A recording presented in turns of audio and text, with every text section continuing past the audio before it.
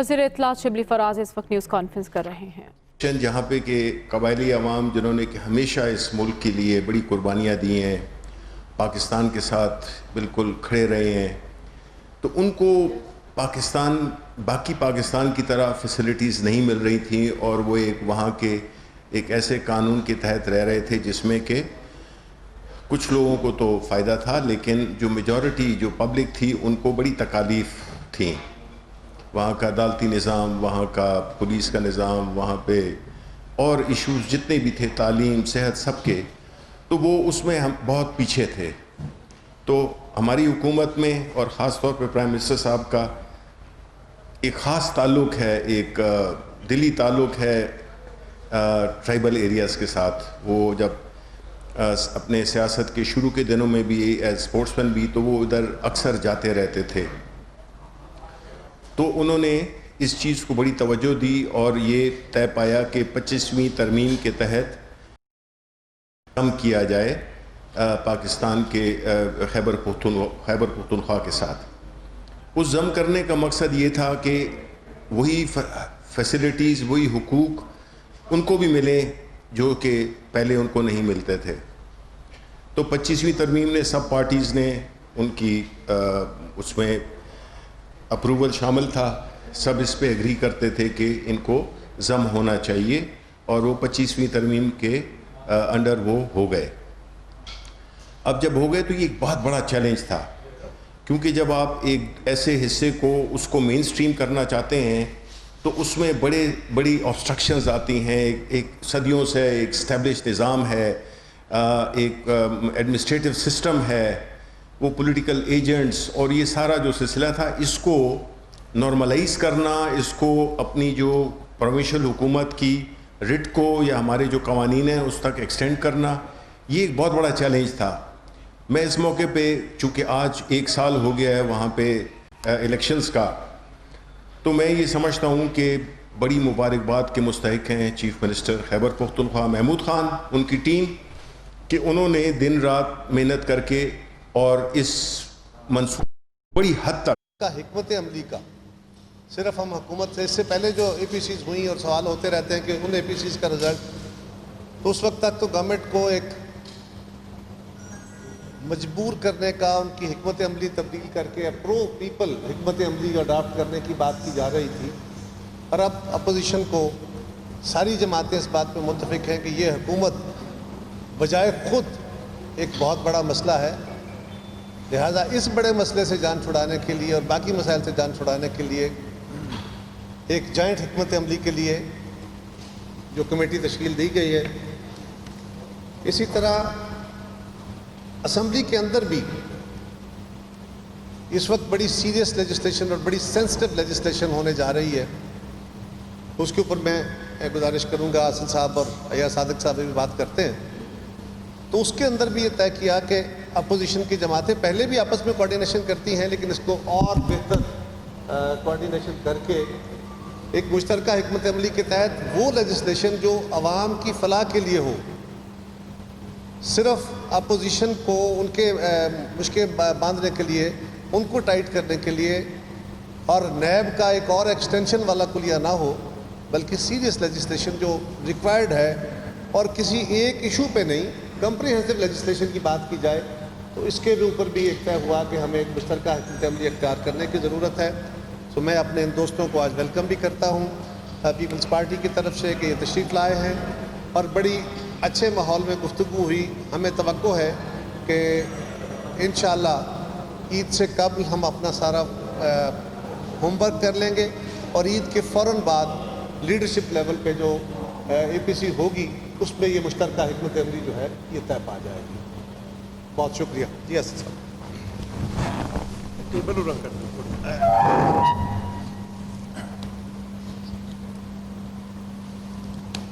بسم اللہ الرحمن الرحیم۔ سب سے پہلے تو میں پاکستان پیپلز پارٹی کی لیڈرشپ اور چیئرمین بلاول بھٹو زرداری صاحب کا شکر گزار ہوں کہ انہوں نے آج ہمیں میزبانی ہماری کی، اور آج ہمارے صدر جناب شہباز شریف صاحب کی ہدایت پر میں، محترم ایاز صادق صاحب، سابق اسپیکر خواجہ سعد رفیق صاحب، ہم بلاول بھٹو اور صاحب اور ان کی ٹیم کے ساتھ کافی تفصیل کے ساتھ ملکی صورتحال پہ ہم نے تبادلہ خیال کیا ہے۔ اپوزیشن کی دونوں بڑی جماعتیں پاکستان مسلم لیگ نون اور پاکستان پیپلز پارٹی کے درمیان اس بات پر مکمل ہم آہنگی ہے کہ اس حکومت نے 2 سالوں میں پاکستان کو جہاں پہنچا دیا ہے، پاکستان کے 22 کروڑ عوام کی زندگی میں جو مہنگائی، بے روزگاری، غربت کا زہر گھول دیا ہے، ملک کو جس معاشی بحران میں دھکیل دیا ہے، خارجہ پالیسی کے محاذ پہ پاکستان کو جس قدر تنہا کر دیا ہے، مقبوضہ کشمیر کے عوام کو جنہیں 1 سال ہو گیا ہے بھارت کا ظلم، جبر اور استبداد کا تنہا مقابلہ کرتے ہوئے ان کے حال پہ چھوڑ دیا ہے۔ جس طرح اس ملک نے ملک کی سیاست کے اندر نفرت اور محاذ آرائی کو فروغ دے کے پاکستان کے داخلی اتحاد کو کمزور کیا ہے، جس طرح اس حکومت نے میڈیا کا گلا گھونٹنے کے لیے فیشسٹ ایجنڈے پر چلتے ہوئے صحافیوں کو اور میڈیا مالکان کو اپنے انتقامی ایجنڈے کا نشانہ بنا کر ملک میں آزادی رائے کو کچلنے کی کوشش کی ہے، جس طرح اس ملک کے اندر آئینی حکمرانی کے تصور کو ملیا میٹ کیا جا رہا ہے، یہ سب وہ خطرات ہیں جو پاکستانی ریاست کی بنیادوں کو کھوکھلا کر رہے ہیں۔ پاکستان 72 سال کے بعد یہ افورڈ نہیں کر سکتا کہ اسے کسی نئے فیشسٹ ایجنڈے کے تجربے کا بنایا جائے۔ یہ ملک 22 کروڑ عوام کی امنگوں کے مطابق چلنے کے علاوہ کسی اور راستے کا متحمل نہیں ہو سکتا۔ یہ ملک آئین پاکستان کے علاوہ کسی اور راستے پہ نہیں چلایا جا سکتا۔ ماضی میں ایسے تجربات نے پاکستان کو نقصان پہنچایا ہے۔ ملک کی معیشت جس طرح اس حکومت کی نااہلی، نا تجربہ کاری، نالائکی سے تباہ ہو گئی ہے، 21ویں صدی میں کوئی ریاست اس تباہ حال معیشت کے ساتھ اپنا وجود برقرار نہیں رکھ سکتی۔ عوام کو بہتر معیار زندگی دینا تو دور کی بات ہے، دن بدن عوام کا معیار زندگی انحطاط کا شکار ہے۔ لوگ گاڑیوں سے موٹر سائیکل پر آ رہے ہیں، موٹر سائیکل والا سائیکل پر آ رہا ہے اور سائیکل والا پیدل ہو رہا ہے۔ لوگوں کے لیے بچوں کو تعلیم دینا ناممکن ہو گیا ہے، ان کے اخراجات برقرار رکھنا ناممکن ہو گئے ہیں۔ مزدور، کسان، نوجوان جو ڈگریاں لے کر باہر نکل رہے ہیں، آج وہ پریشان ہیں۔ تو ان حالات میں اپوزیشن سمجھتی ہے کہ اس حکومت کے قائم رہنے سے پاکستان کو شدید داخلی اور خارجی خطرات کا سامنا ہوگا۔ ہمارے خطے میں جو کچھ ہو رہا ہے، ہمیں اندرونی اتحاد کی ضرورت ہے، ہمیں داخلی یکجہتی کی ضرورت ہے، لیکن اس حکومت کا صرف انتقامی ایجنڈا ہے جس کے ساتھ یہ ملک کی شیرازہ بکھیر رہی ہے۔ تو ان حالات میں اپوزیشن کی 2 بڑی جماعتیں متفق ہیں کہ اس نااہل حکومت سے نجات حاصل کرنا پاکستان کے 22 کروڑ عوام کی امنگوں کی ترجمانی ہے۔ اس کے لیے اس ہفتے ہم انشاءاللہ جوائنٹ اپوزیشن کوآرڈینیشن کمیٹی کا اجلاس تمام جماعتوں کی مشاورت کے بعد انعقاد کریں گے، اور عید الاضحیٰ کے بعد فوری طور پہ آل پارٹیز کانفرنس ہوگی، جس میں اپوزیشن جماعتیں جو ملک کو اس وقت درپیش چیلنج ہے اس حکومت کے ہاتھوں، اس سے نجات کے لیے اپنا لائحہ عمل پیش کریں گی، تو میں امید کرتا ہوں کہ ہم قوم کی امنگوں پر پورا اتر سکیں گے، اور اب اس حکومت کے لیے کوئی گنجائش دینے کا مقصد یہ ہے کہ ہم پاکستان کو مزید کمزور کریں۔ اور آخر میں جو بات انہوں نے ابھی قمر زمان کارا صاحب نے بھی کی، یہ حکومت، میں سابق وزیر داخلہ ہوں اور فیٹف کے ساتھ براہ راست منسلک رہا ہوں۔ فیٹف دہشت گردی کے خلاف ٹرانسپیرنٹ ایجنڈا ہے۔ فیٹف کے ممالک قطعاً پاکستان کو یہ نہیں کہہ رہے کہ آپ فیٹف کی قانون سازی میں پاکستان کو ایک فیشسٹ سٹیٹ بنائیں۔ حکومت فیٹف کی آڑ لے کر ایسا قانون مسلط کرنا چاہ رہی ہے جو نیب کا باپ نہیں، نیب کا دادا ہے۔ 90 دن کے لیے آپ کسی کو بغیر ضمانت ریمانڈ کے پکڑ سکیں گے، اور اس کے بعد مزید 90 دن کے لیے آپ اسے اندر کر سکتے ہیں، اس کی کوئی ضمانت نہیں ہوگی۔ اور فیصلہ کس نے کرنا ہے؟ سیکٹری انٹیریئر نے یا پنجاب میں ہوم سیکٹری نے۔ اور اس کے علاوہ کسی بزنس مین کو، کسی تاجر کو، میڈیا والے کو، صحافی کو، سیاسی کارکن کو ایک بوگس $100 کی چٹ بنا کے کہ آپ نے یہ $100 ہنڈی یا حوالہ کیا ہے، آپ پر اقتصادی دہشت گردی کی دفعہ لگا کے 180 دن کے لیے آپ جیل کے اندر کال کوٹڑی میں ڈالے جا سکتے ہیں۔ میں سوال کرنا چاہتا ہوں حکومت سے کہ جو یہ فیٹف کا قانون بنا رہی ہے، یہ ثابت کرے کہ دنیا کے کسی ملک میں یہ فیٹف کا قانون موجود ہے، حتیٰ یہ کہ افغانستان کے اندر بھی ایسا قانون موجود نہیں ہے، انڈیا کے اندر، بنگلہ دیش کے اندر، سری لنکا کے اندر، نیپال کے اندر۔ تو یہ فیٹف کو بھی بدنام کر رہے ہیں، انٹرنیشنل کمیونٹی کو بدنام کر رہے ہیں، اقوام متحدہ کو بدنام کر رہے ہیں کہ انٹرنیشنل کمیونٹی کا نام لے کر پاکستان پہ کالے قانون مسلط کرنے کی کوشش کر رہے ہیں۔ ہم اس کی بھی مزاحمت کریں گے۔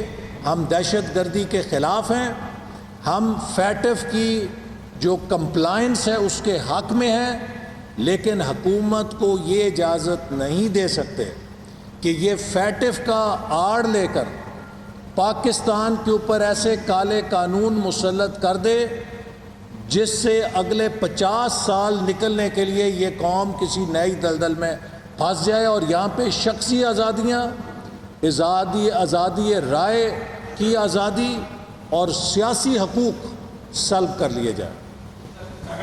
بہت شکریہ۔ میں ایک چھوٹی سی گزارش کر لوں۔ اسد صاحب نے بڑے تفصیل سے ایجنڈا آپ کو بتا دیا آج کی میٹنگ کا۔ آج ہماری میٹنگ میں بھی یہ بات ڈسکس ہوئی، نیب کے ہتھ کنڈے دن بدن نیب نیازی نکسس جو ہے وہ اور واضح ہوتا جا رہا ہے، اور شاید ہی کوئی اپوزیشن کا رہنما ایسا رہ گیا ہے جو نیب کے ہاتھوں بلا وجہ جیل جاتا رہا۔ انہوں نے ان کے اوپر وہ جو آئسولیشن والا تشدد ہے وہ نہیں ہوا۔ آج بھی پاکستان پیپلز پارٹی کے سید خورشید شاہ صاحب جو سینئر پارلیمنٹیرین ہیں، اور وہ ایک ایسی شخصیت ہیں اگر وہ اسمبلی میں موجود ہوں اپنے تجربے کی بنیاد پہ، تو وہ ساری اپوزیشن کی جماعتوں کو اکٹھا کرنے کی صلاحیت رکھتے ہیں۔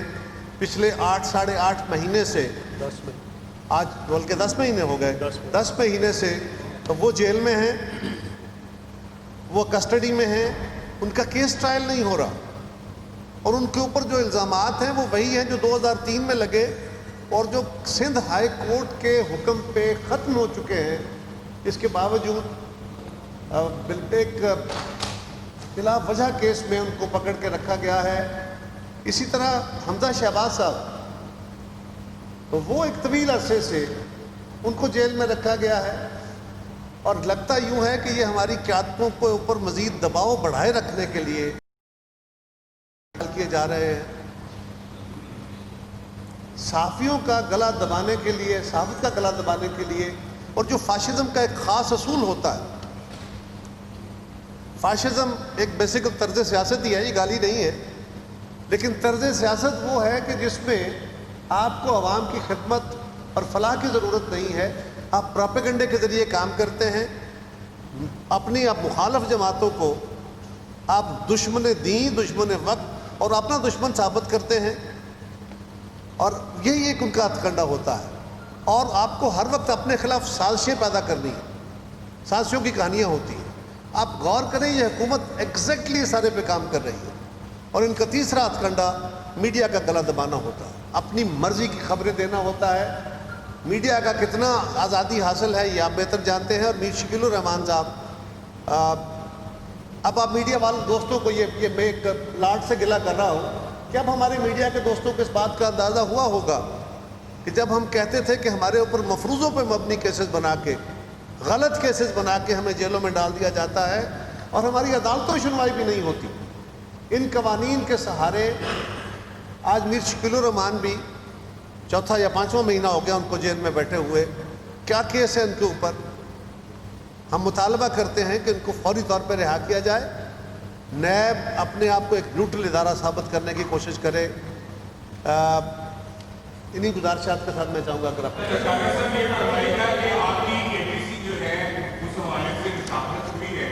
ایک طرف آپ کہہ رہے ہیں کہ نیب جو ہے وہ بہت طاقتور ہے, آپ کے تمام قائدین جو ہیں گانے بتائے اندر جاتے ہیں باہر آتے ہیں, حکومت کے خلاف کیا آپ کی تحریر لا سکتے ہیں؟ دوسرا, پیپلز پارٹی کیا حکومت کی طاقت گرانے کی کوشش کی جاتی ہے, آپ اس حکومت کو گرانا چاہتے ہیں موجودہ سیاسی صورتحال میں؟ دیکھیے, ہم نے تو واضح طور پہ کہا کہ یہ حکومت سب سے بڑا مسئلہ ہے, اس بات پہ ہماری دونوں جماعتوں کا اتفاق ہے. سو اس سے جان چھڑانی ہے, جان چھڑانا گرانا ہی ہوتا ہے نا, تو جان چھڑانے کا اور تو کوئی طریقہ نہیں ہوتا. دوسری گزارش یہ ہے کہ نیب ہو یا کوئی اور ادارہ, ہم تو مارشل لاؤں کا مقابلہ کرتے رہے ہیں. مارشل لائی صدر جو تھے وہ بڑے تگڑے تھے, وہ وردی والے صدر تھے, وہ کسی آئین اور قانون کو نہیں مانتے تھے. انہوں نے جیلیں ہمارے لیے کھولے رکھی, کوڑے مارے, پھانسیاں دی, ہمارے رستے نہیں رکے تھے. یہ نیب جتنا چاہے تشدد کر لے, ہمیں ایک سیاسی تحریک میں پاکستان کے عوام کو ساتھ لے کے آپ کی بھی لڑائی لڑنی ہے, آپ کے ساتھ مل کے ہم نے طاقت آپ سے بھی لینی ہے اور عوام کی لڑائی لڑنی ہے. ضرور کامیاب ہوں گے ان کو.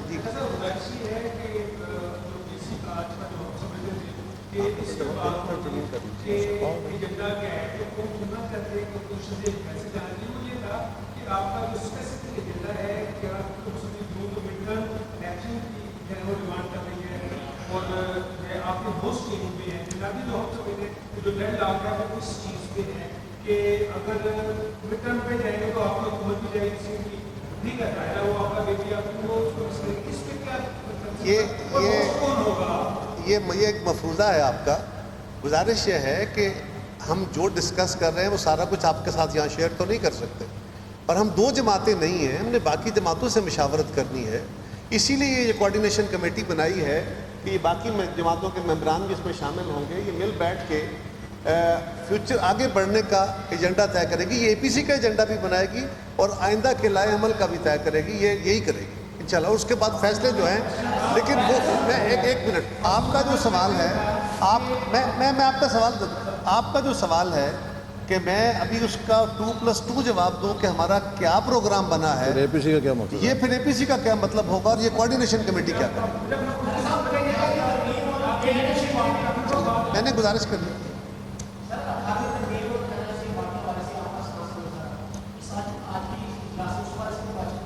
یقیناً جی, آج بڑی تفصیل سے باتیں ہوئی. ہم تو اب سے آپ کے وقت کی قلت کے باعث کچھ چیزوں پہ بحث ہوئی ہے. وہ کون سی پولیٹیکل میٹنگ ہے جس میں پاکستان کے آئین کے ساتھ کھلواڑ ہو رہا ہو اور اس میں میٹنگ میں ڈسکشن نہ ہو, جس میں پاکستان کی داخلی سلامتی اور جو آپس میں یکجہتی کی بات حسن اقبال صاحب کر رہے تھے, یہ اسی کو بگیڑنے کا ایک طریقہ کار اختیار کیا جائے, اس کی بات نہ ہو. یقیناً اس پہ بات ہوئی, لیکن وہ بڑے ایجنڈے کا حصہ ہے.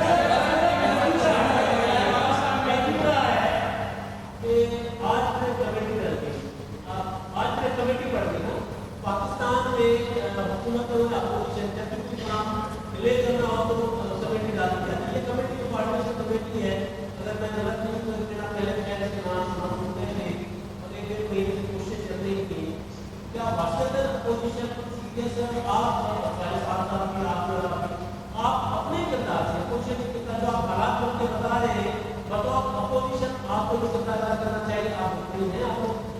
देखिए अभी हाल है ये इत्मीनान बख्श नहीं है। हमें अवामी तवक्कुआत पे पूरा उतरना है, ये सियासी जमातों की भी जिम्मेदारी है। मुझे ये मुस्लिम लीग नून और पीपल्स पार्टी के रहनुमा बिलावल हाउस में मुलाकात के बाद मीडिया से गुफ्तगू कर रहे हैं। उनका कहना है कि इत्तफाक हुआ है APC बुलाने पर, मुशावरती बैठक थी, तमाम जमातें इस बात पर मुत्तफिक हैं कि हुकूमत से जान छुड़ाना वक्त की अहम ज़रूरत है। उन्होंने इस बात का ऐलान किया कि ईद से कबल होमवर्क मुकम्मल कर लिया जाएगा और ईद के फ़ौरन बाद APC बुलाई जाएगी, जिसमें आइंदा की हिकमत अमली पर गौर किया जाएगा।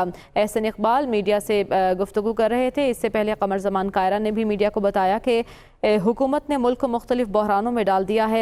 ये तमाम तर मुलाकात खुशगवार माहौल में हुई है और ये डिसाइड हुआ है कि ईद के फौरी बाद APC बुलाई जाएगी। उन्होंने कहा कि इस वक्त अंदरूनी इत्तेहाद की ज़रूरत है।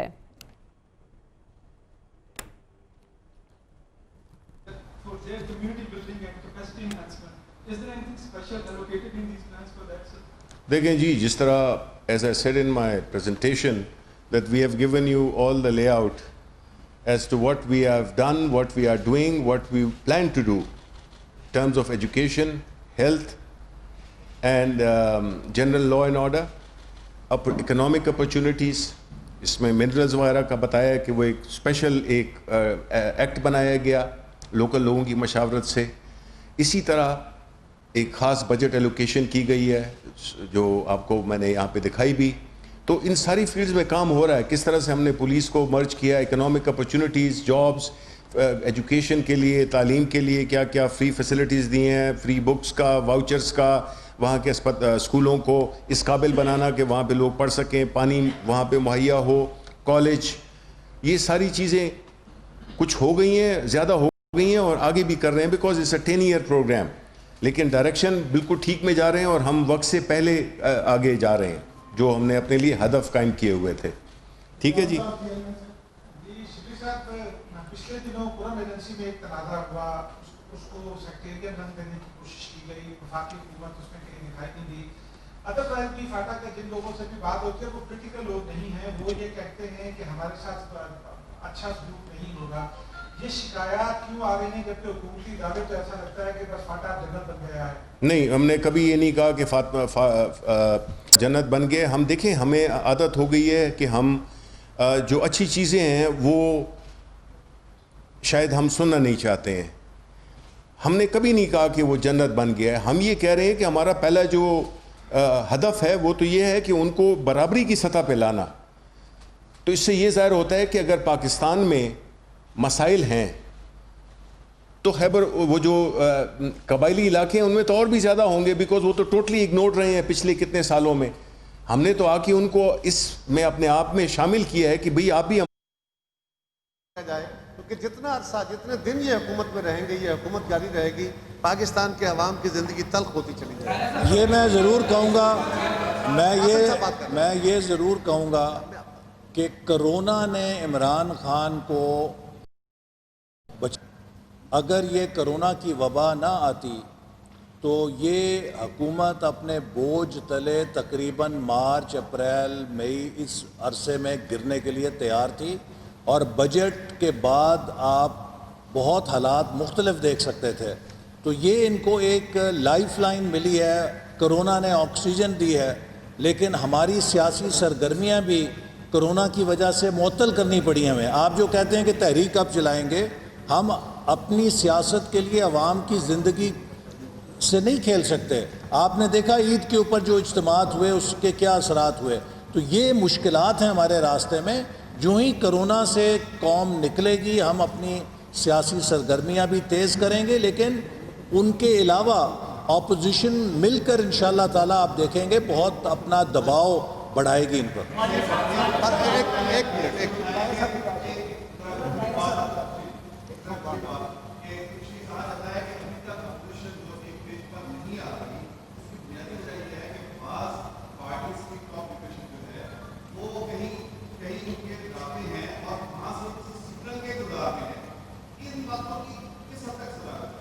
ये डिबेट है, डिस्कशन है, परसेप्शन है। इसी परसेप्शन के बारे में मैंने गुजारिश की कि हमें अपने अमल से इस परसेप्शन को दूर करना है। बिल्कुल इसमें सदाकत नहीं है, लेकिन इस परसेप्शन को भी दूर करना है। और अभी हसन साहब बता रहे थे बात कर रहे थे, मैं तो ये समझता हूँ कि हम तो जो इस हुकूमत को जैसे जान छुड़ाने की कोशिश करेंगे।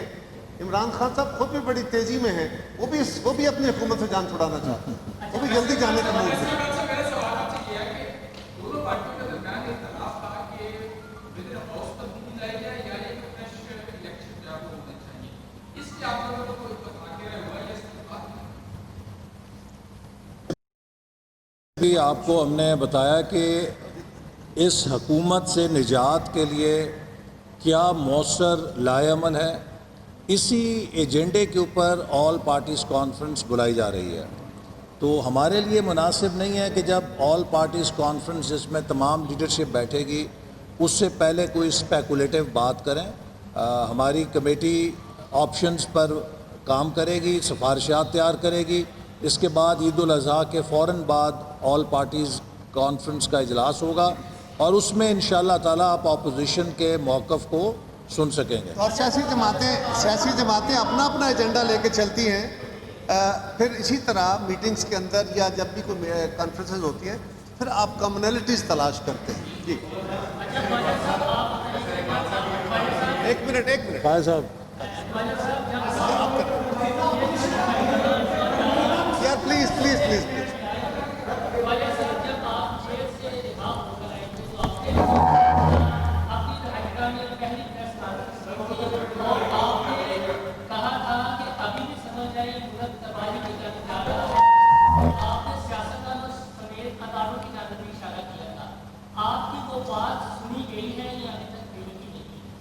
अभी तक नहीं सुनी।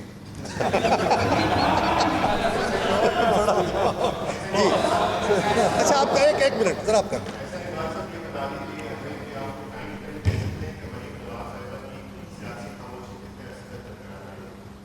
इंतजार फरमाइए, मेरा ख्याल है ये हो गया।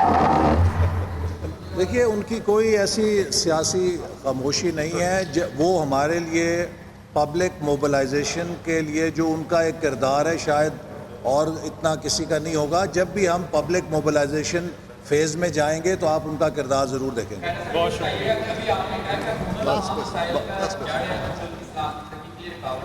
आप दोनों बदलना चाहते हैं, इमरान खान ने पिछला जो बताया ये निज़ाम सारी तरक्की में रुकावट है, वो निज़ाम बदलना चाहते हैं, ये सिलेक्शन का निज़ाम कोई बदलेगा? देखिए हम तो हुकूमत बदलने के लिए कोशां हैं। 2 साल में इमरान खान साहब ने इस निज़ाम को बदलने के लिए कोई एक स्टेप उठाया हो, आप फरमा दीजिए।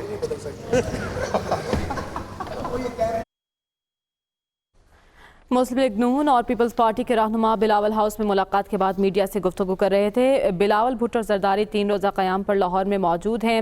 APC से पहले नून लीग का 3 रुकनी वफ़द यहाँ पर पहुँचा मुलाकात के लिए और जिसके बाद ऐलान किया कि ईद के बाद APC बुलाई जाएगी।